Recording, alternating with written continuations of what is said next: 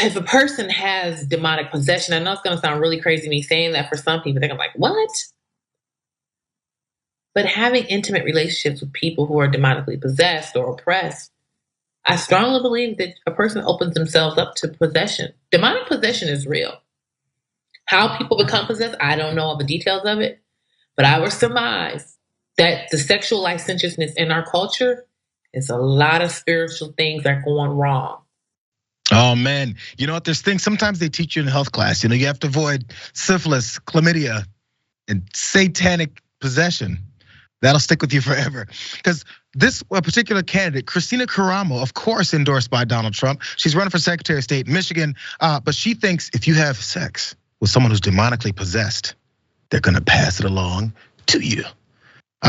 There's more about this woman, if you haven't heard from before, that particular statement won't be surprising if you knew all this other stuff about her, because her thoughts on satanically transmitted diseases, she has other views on abortion as well.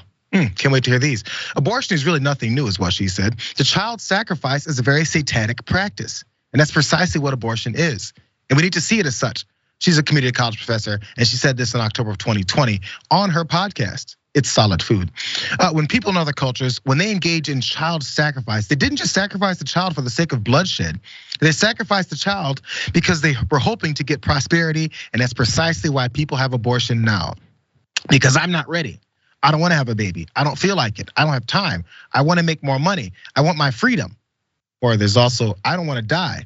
So you're sacrificing that child, hoping to get something out of their death, which is your freedom, your happiness, and your prosperity. So it's giving your baby to the false prophet or false god so that you can go back to work, because that's what people do.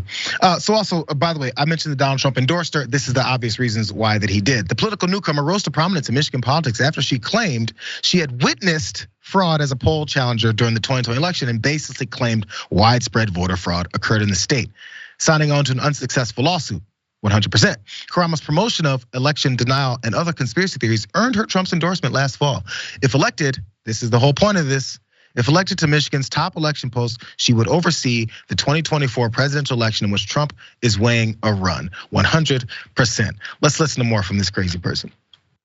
Our election cycle in 2020 has been a robbery. Secretary of State is the one that should be under investigation. She should be going to jail. So also the current Secretary of State should also be under investigation. I don't know if you guys have heard of this woman before. I have. I've heard her speak at events. She was at one of Trump's big rallies, Brett.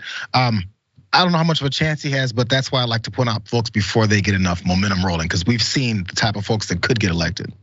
Yeah, I mean, I've heard a lot of insane ramblings from religious nut jobs, and I'm glad someone's finally talking some sense.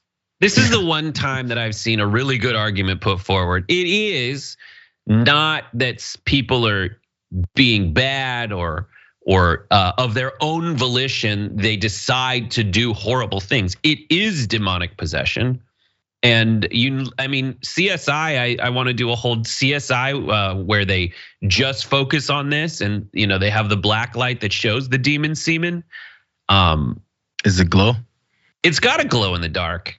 It's like always like a face. It's like a face going like, I wonder who the people are who are listening to this woman speak and going, that's it. It's the demonic possession.